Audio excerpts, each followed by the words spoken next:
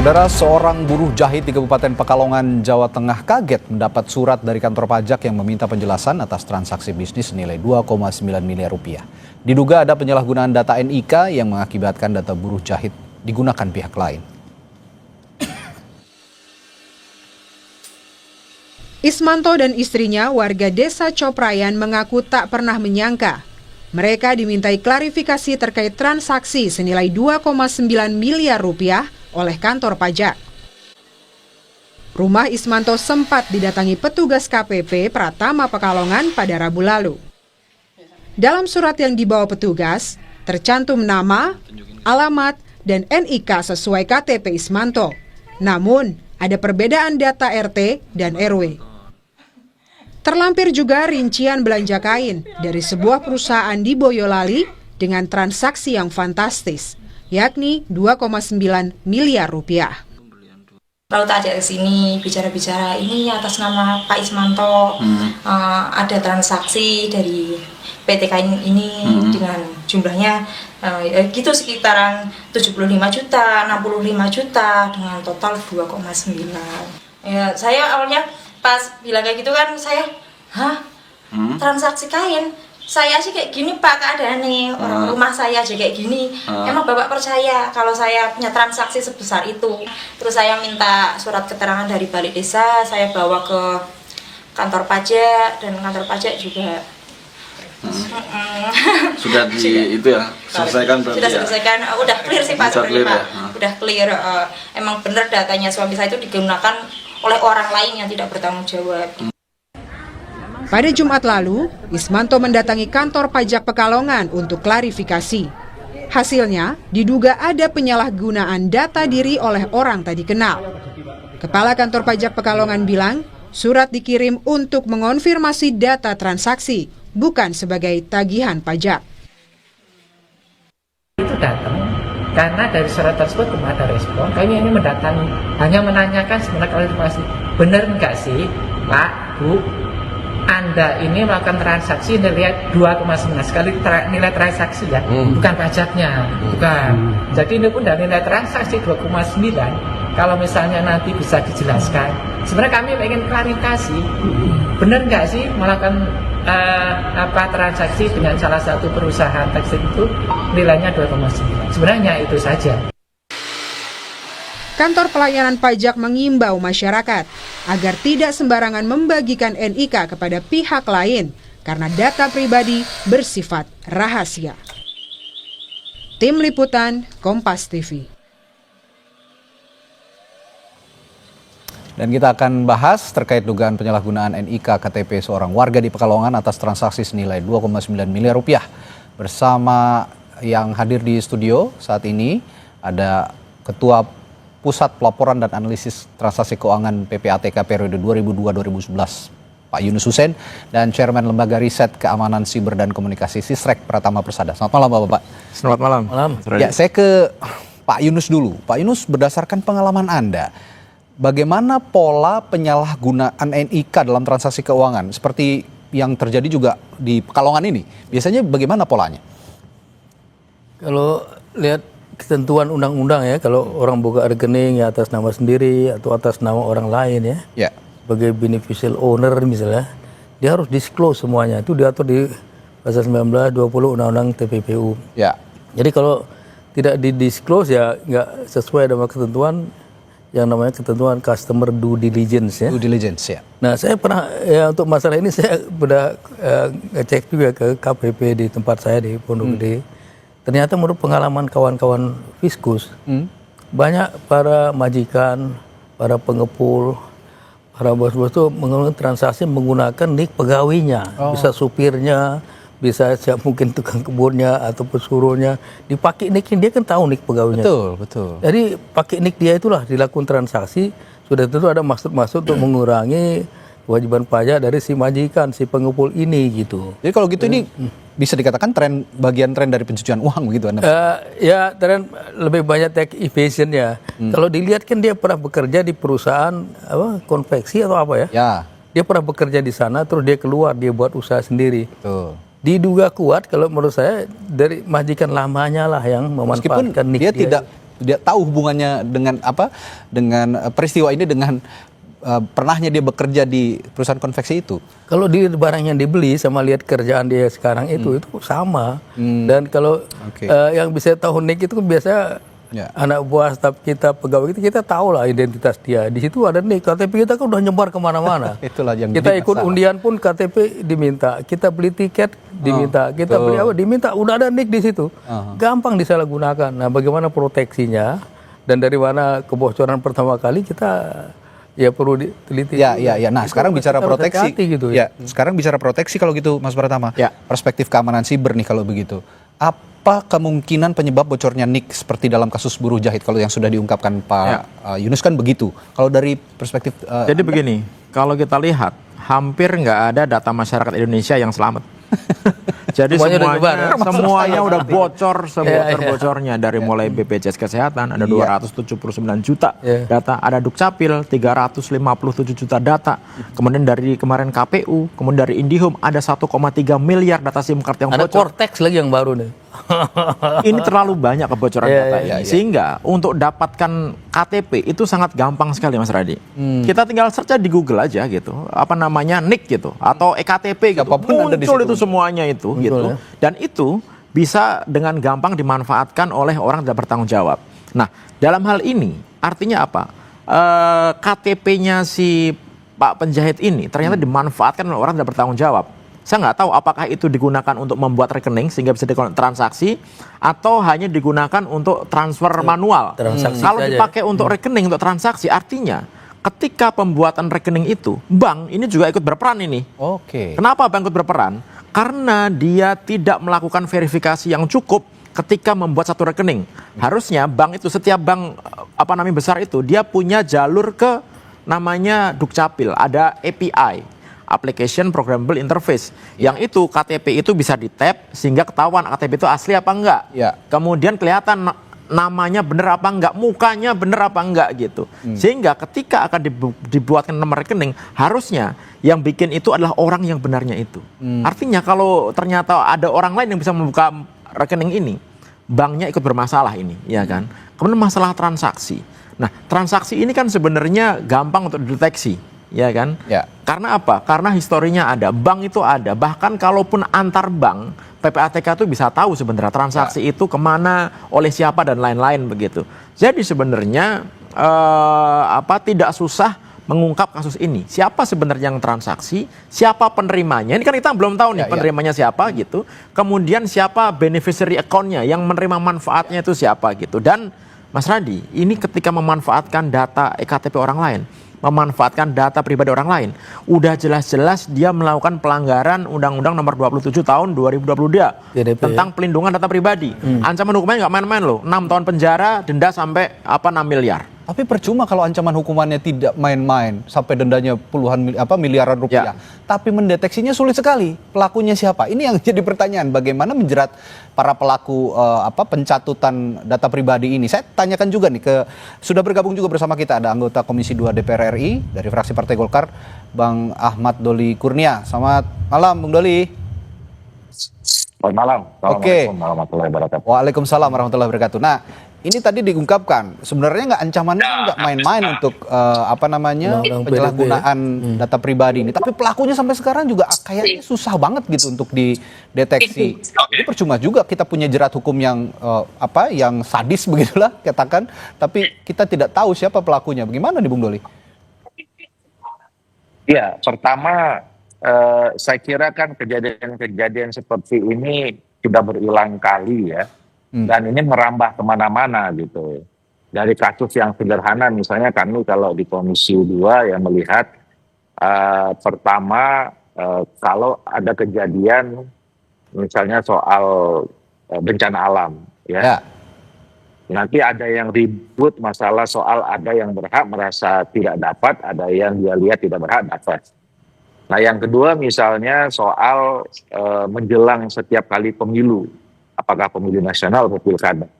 Ini berkaitan dengan soal DPT dan segala macam. Jadi ada problem database sebetulnya ya. Nah kami dulu beberapa kali menyampaikan sebetulnya Indonesia ini harus punya institusi atau siapa yang memang khusus menangani database yang itu terintegrasi, punya sistem yang baik dan terintegrasi. Nah kalau sekarang ini kan database kita nih masing-masing dimiliki oleh setiap instansi atau kementerian dan punya ekosektoral Beda-beda. masing-masing gitu. Nah beda-beda gitu. Nah jadi kalau misalnya ada kejadian seperti ini kita susah mendeteksinya gitu. Satu. Yang kedua, problem law enforcement. Ya, kita sih memang banyak sekali asuran.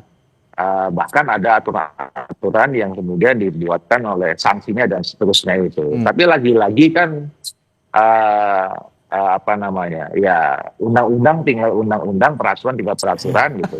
Nah, penyebabnya kenapa? Yang ketiga, penyebabnya ini adalah ya karena memang tadi database-nya kurang lengkap, kesadaran kita untuk law enforcement rendah gitu ya. Jadi ada pihak-pihak ya yang mengambil kesempatan, mengambil keuntungan dalam kesempatan kelemahan-kelemahan itu, dan itu bisa beragam, bukan hanya di pihak katakanlah pihak swasta gitu ya, juga mungkin dari pihak bagian dari oknum-oknum yang ada di pemerintahan yang punya otoritas berkaitan dengan itu. Ya tadi misalnya contoh soal bank, ya kan, terus kemudian apa namanya, mungkin ada instansi yang mengurusi apa namanya, data-data dan seterusnya. Jadi ini tiga level yang minimal menurut saya jadi problem. Kalau ini tidak diselesaikan, ya kasus-kasus kayak begini ini akan tetap muncul dan terus berkembang kemana-mana modusnya gitu. Ya, dalam konteks Anda juga sebagai pembuat undang-undang di DPR nih Bung Doli. Tadi Anda mengatakan undang-undang tinggal undang-undang. Berarti ini boleh dikatakan undang-undang perlindungan data pribadi yang sekarang itu tidak juga cukup kuat untuk melindungi publik atau melindungi data pribadi publik. Undang-undang yang sudah diberlakukan banyak yang menyaksikannya juga. Apakah itu perlu direvisi juga ke depannya kalau menurut Bung Doli? Nah, ya belum tentu, masalahnya belum tentu undang-undang atau peraturannya yang kurang lengkap atau yang belum bisa mengcover semua problem. Tapi tadi lagi, undang-undang sebagus apapun, kalau kita tidak punya kesadaran untuk menegakkan, menjalankan atau komited terhadap pelaksanaan undang-undang itu, ya percuma aja. Laksana undang-undangnya ya. Apapun undang-undang itu, gitu. Ya kan? Baik. Boleh nambahin nggak saya? Ya silakan. Jadi sebenarnya nggak ada yang salah dengan undang-undang PDP. Karena undang-undang PDP itu disahkan tanggal 27 Oktober 2022. Harusnya 27 Oktober 2024 ada masa rotasi 2 tahun untuk implementasinya. Tapi ternyata sampai sekarang itu belum bisa jalan. Jadi jangankan ngomong direvisi, jalan aja belum bisa. Aja dulu ya. Kenapa belum bisa jalan? Karena peraturan pemerintahnya belum selesai sampai sekarang. Komdiki belum menyelesaikan peraturan pemerintah ini. Dan satu lagi yang wajib ada, dan itu amanah dari Undang-Undang Nomor 27 ini adalah Badan Pelindungan Data Pribadi, Badan Pengawas Pelindungan Data Pribadi, yang itu nanti akan melakukan masalah apa namanya penyelidikan kalau terjadi masalah, melakukan penyidikan, kemudian sampai melakukan negosiasi ketika terjadi kebocoran data dan lain-lain. Lembaga ini yang nanti akan melindungi masyarakat. Jadi Bapak penjahit tadi, kemudian ada kemarin ada 400 orang yang tiba-tiba dia ngeklik APK undangan, duitnya hilang semuanya gara-gara orang memanfaatkan data pribadinya dia. Itu ada tempat lapornya. Kalau sekarang nggak ada. Nggak ada. Undang-undang ini nggak bisa ditegakkan karena apa? Karena instrumennya belum ada, aturan-turunannya belum ada, lembaga yang harusnya menegakkan undang-undang ini juga belum ada. Nah, makanya saya juga heran. Ini lembaga yang harusnya bisa melindungi masyarakat kita karena begitu banyaknya kebocoran data yang ada di Indonesia malah belum dibentuk-bentuk sampai sekarang. Ini saya tadinya mau nanya ke Pak Yunus, gimana juga soal mendorong integrasi data antar lembaga seperti misalnya PPATK dengan Dukcapil dan segala macam. Tapi belum kita melangkah pertanyaan soal integrasi, ternyata undang-undangnya juga implementasinya belum jalan sama sekali. Ini yang jadi problem. Nah, kira-kira apa yang bisa didorong oleh PPATK seharusnya untuk PPATK juga punya peran soal ini sebenarnya kan untuk melindungi apa namanya rekening-rekening masyarakat begitu ya dari hal-hal seperti ini begitu. Tadi juga disinggung soalnya ada peran orang bank juga di dalamnya begitu loh. Bagaimana ini bisa juga melindungi rekening-rekening publik dari hal-hal seperti itu. Tapi jangan dijawab dulu Pak Yunus, nanti saya akan tanya hal ini sesaat lagi di Sapa Indonesia Malam, tetaplah bersama kami.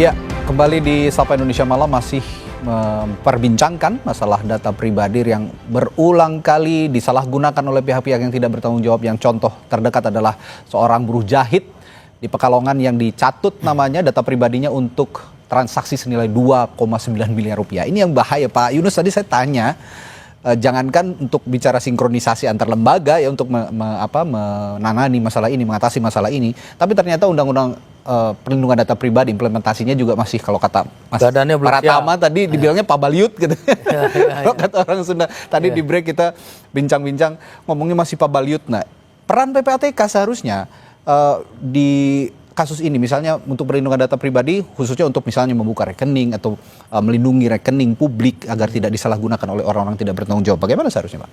Kalau PPATK hanya sebagian hanya data di sana ya, financial data ya, terkait dengan transaksi ya ada. Tapi selain itu banyak sekali data yang sudah disebutkan, baik di Dukcapil, di instansi-instansi terkait, Depsos ya. Dulu pernah ada peraturan mengenai one data, termasuk one map juga, di mana diharapkan katakanlah ada satu kesatuan, tapi tidak harus di satu tempat data itu, sehingga bisa saling sharing ya, bisa dimanfaatkan. Tapi sampai sekarang kelihatannya belum jalan, sehingga data satu sama lain itu masih simpang siur gitu. Sehingga untuk mengambil keputusan jadi tidak pas, bisa keputusan itu keliru karena yang dipakai data yang tidak cocok dengan yang lain, dan yang tidak berhak bisa menikmati atau sebaliknya gitu. Nah ini penting sekali validitas data, kemudian data-data itu kalau istilahnya saya lebih banyak mungkin mereka boleh punya seperti federal gitu ya, tapi bisa dipertukarkan, kemudian bisa dimanfaatkan. Jangan ada ego sektoral yang mau memiliki data. Berarti sekarang masih ego sektoral nih ya? Masih banyak ego sektoral, terus terang saya masih banyak. Di setiap lembaga kalau nggak ada bohong kita. Oke, di Kementerian Sosial punya data masyarakat berbeda misalnya dengan Kapil, begitu? Dia pakai sendiri, BPS, sama Pemda apalagi, beda juga gitu. Dia pakai sendiri masing-masing aja. Makanya saya bilang, padahal secara teknologi itu bukan isu saat ini. Mau Anda menggunakan software apapun, database apapun, itu gampang sekali menyatukan data itu.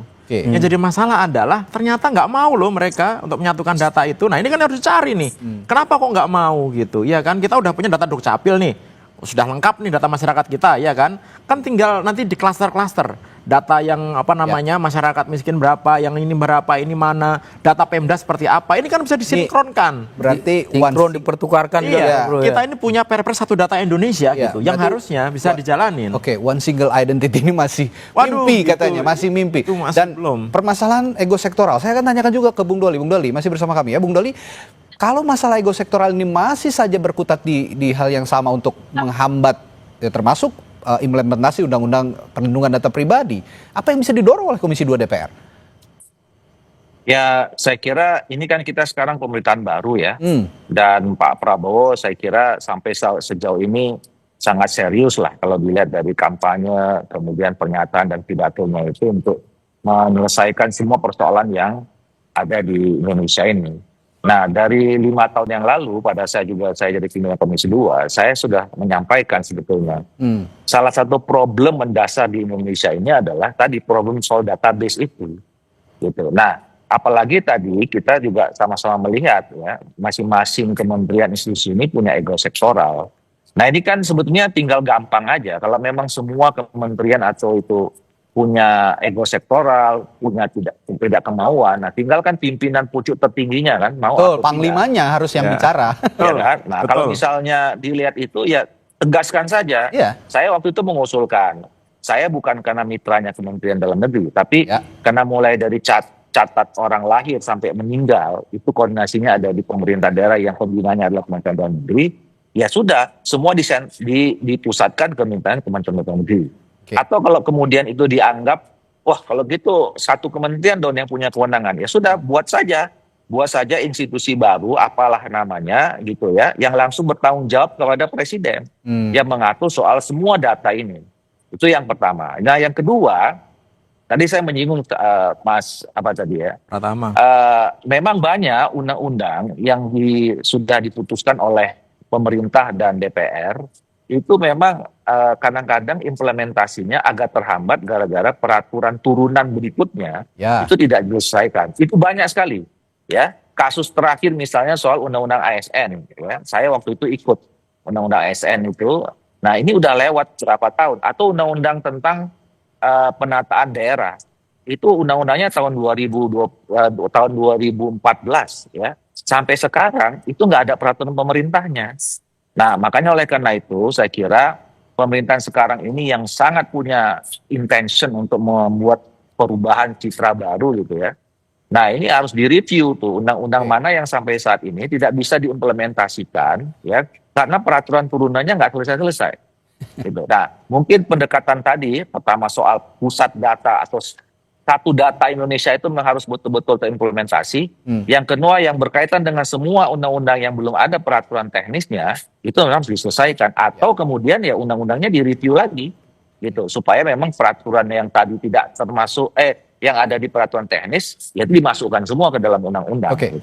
Oke, saya kembali ke Pak Yunus nih. Saya wondering gitu ya Pak, berandai-andai itu. Tapi kalau kita mau memanfaatkan teknologi, misalnya untuk mendeteksi penyalahgunaan NIK ini atau penyalahgunaan NIK ini, kira-kira PPATK bisa nggak melihat perkembangan teknologi seperti misalnya blockchain atau AI dalam mencegah penyalahgunaan NIK ini untuk transaksi ilegal? PPATK kan bekerja dengan menggunakan aplikasi juga ya. Dulu sekarang namanya GoAML yang dibuat oleh UNODC ya. Sebelumnya namanya Visual Link ya.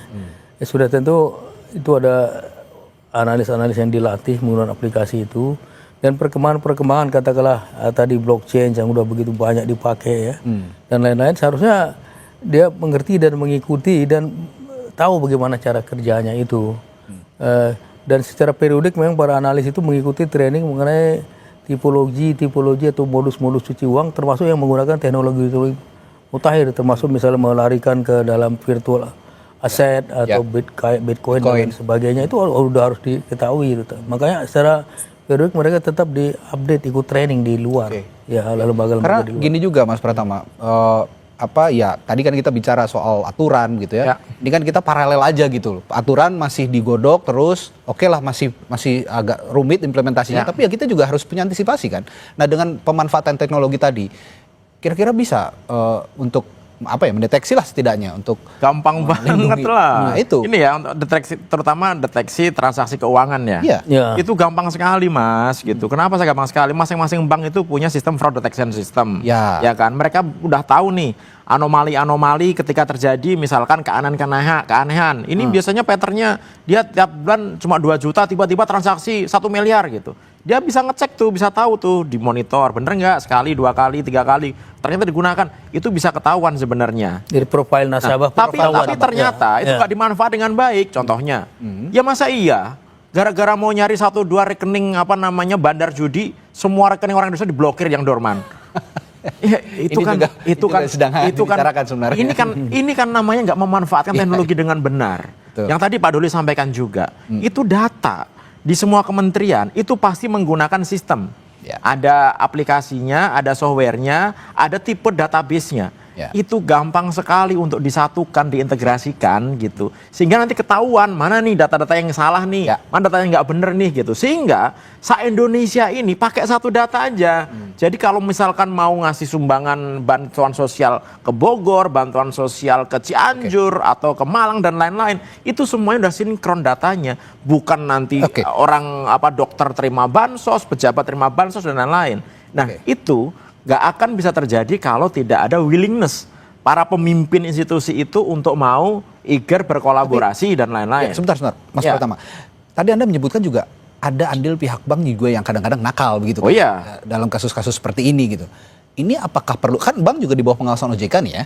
OJK ya? Di bawah pengawasan OJK ya, kita clearkan dulu, bank itu di bawah pengawasan OJK ya. Untuk bank-bank yang nakal seperti ini, OJK juga harusnya punya andil dong buat setidaknya mengawasi untuk adanya penyalahgunaan seperti itu. Iya, cuma OJK itu dia kan hanya bisa menerima laporan. Tidak bisa secara langsung, secara real time tahu transaksi yang dilakukan oleh perbankan. Tapi mengaudit bisa dia. Tapi dia melakukan audit, bank itu melaporkan biasanya. Makanya kemarin itu ketika pajak itu punya data, loh, ini kok ada penjahit transaksi segini gitu. Mungkin pertamanya nggak tahu itu penjahit atau tidak ya. Cuma ada transaksi segini kok belum dibayar pajaknya gitu. Gitu didatengin kan, ternyata penjahit gitu kan. Nah, ini kan pajak ini kan dia bisa dapetin data nih. Dapat data dari mana dia? Itu kan bisa diusut. Dia nggak mungkin dapat data tiba-tiba ngambil data siapa kemudian tahu itu ada tunggakan pajak ya kan.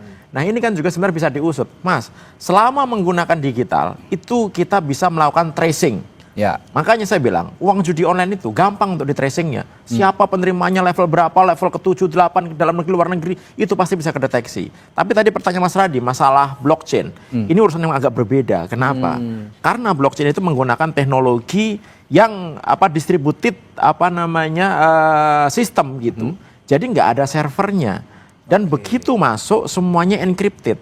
Orangnya nggak ketahuan siapa, kemudian ditransfernya kemana, ke negara mana nggak ada. Yang tahu kita hanya punya kode dompet digitalnya ada, dompet kriptonya saja gitu. Nah ini memang membutuhkan teknik beda lagi. Ada sistem yang beda lagi yang digunakan untuk melakukan monitoring transaksi blockchain. Tapi ini sudah ada sebenarnya. Tadi Pak Yunus mengatakan kalau PPATK memang sudah berkembang gitu, seharusnya mereka punya sistem yang bisa digunakan untuk melakukan monitoring ini. Walaupun bukan namanya yang ketahuan, tapi minimal ketahuan dompet digitalnya mana. Dan kerjasama antar negara saat ini sudah bagus gitu. Jadi ada daftar-daftar dompet yang memang di blacklist gitu. Ini daftar dompet yang digunakan untuk pencucian uang. Ini daftar dompet yang digunakan untuk terorisme gitu, itu sudah ada. Sehingga ketika ada transaksi ke sana itu langsung alert. Nah, di Indonesia itu ada penyedia layanan kripto, ada Indodax, ada toko kripto dan lain-lain. Itu juga harus bekerjasama dengan pemerintah. Mereka harus melaporkan kalau terjadi anomali Di bawah transaksi. Saya boleh nambah sedikit? Silakan Pak. Amerika membuat One Data itu dia buat namanya Data Fusion Center ya. Fusion Center di beberapa tempat. Dulu waktu dia 9/11 dia terserang tuh karena datanya memang tidak menyatu gitu. Jadi dia nggak tahu akan ada serangan di sana. Sekarang dia buat Data Fusion Center. Fusion tuh digabungkan di beberapa tempat sehingga mereka ada center dan mereka bertukar data dan bisa mengambil decision making sesuai dengan data yang dimiliki oleh semua lembaga itu. Dulu lebih dari 10 dia buat. Kita ditawarkan waktu itu. Ini bisa jadi contoh solusi ya Pak ya? Kalau contoh solusi, Data Fusion Center tuh salah satu cara untuk mencegah. Nah, ini kita sudah ada berbagai contoh solusi dari Mas Pratama, dari Pak Yunus. Nah, Bung Doli untuk langkah paralel yang saya katakan tadi untuk solusi paralelnya sendiri supaya seiring sejalan begitu ya, tidak saling tunggu begitu untuk menemukan solusi. Bagaimana kira-kira Bung Doli? Ya, pertama saya kira memang harus sudah dipikirkan tadi ya. Nah kami ini sebetulnya di Badan Legislasi sedang menyusun undang-undang tentang revisi undang-undang BPS. Nah ini salah satu contoh belum adanya political will ya pemerintah untuk menyatukan data. Nah saya waktu itu kami mengusulkan supaya ya sudah kalau memang belum ada, bisa nggak BPS ini bukan hanya sekedar undang-undangnya itu bicara tentang soal teknis. Ya, mengumpulkan data, terus kemudian melakukan sensus dan segala macam. Tapi kemudian kalau data itu ada, siapa yang kemudian menjadi pusat yang memegang kewenangan untuk mengatur data ini dan harus satu gitu loh. Nah sampai sekarang itu pemerintah belum bisa jawab. Gitu. Apakah BPS tempatkan itu? Itu perlu didorong lagi, berarti tanya lagi Bung Doli. Nah, buat badan baru lagi. Ini maunya kita dorong. Ya nggak mesti. Pilihannya nggak mesti punya badan baru. BPS tapi bisa BPS. Siapa yang diberikan? Ya itu tadi saya berpikir karena memang dia yang ngambil dari hulunya, yang mengambil data dan segala macam. Nah kenapa nggak kemudian BPS yang kita kasih kewenangan untuk kemudian? Kalau dikasih undang-undang sih boleh sih. Nah tapi sampai sekarang itu belum ada pembicaraan ke arah sana. Nah, kenapa ini menurut saya makin lama mendesak ya? Karena tadi problemnya ini kan semakin eskalatif dan semakin meluas. Modusnya udah kemana-mana ya. Bahkan sekarang sangat lucu kalau kita mau buat anekdotnya, ya gara-gara kita nggak bisa mempunyai data yang bagus, kita agak sulit sekarang membedakan antara penjahat sama penjahit, kan gitu kan? Nah, coba udah sampai seperti itu loh problem kita ini. Gitu. Baik. Makanya oleh karena itu masalah database ini nggak bisa lagi main-main dan harus serius diselesaikan. Dan kami udah DPR saya kira mendukung kalau pemerintah kemudian serius memberikan atensi menyelesaikan masalah ini. Ide-ide brilian sebenarnya sudah muncul malam hari ini ya dari Mas Pratama, Pak Yunus, Bung Doli juga tadi idenya cukup baik, sangat baik bahkan untuk mengikut sertakan BPS dalam hal ini. Nah, jika demikian tentu saja sekarang yang dibutuhkan adalah ya tadi panglima tertingginya bisa mempertegas kita harus apa dalam hal melindungi data pribadi masyarakat. Baik, terima kasih Bung Pratama Persada, Pak Yunus Hussein dan juga Bung Ahmad Doli Kurnia telah berbagi perspektifnya malam hari ini di Sapa Indonesia Malam. Sampai jumpa lagi, selamat malam. Terima kasih. Malam. Saudara, setelah jeda masih ada informasi lainnya yang akan kami hadirkan.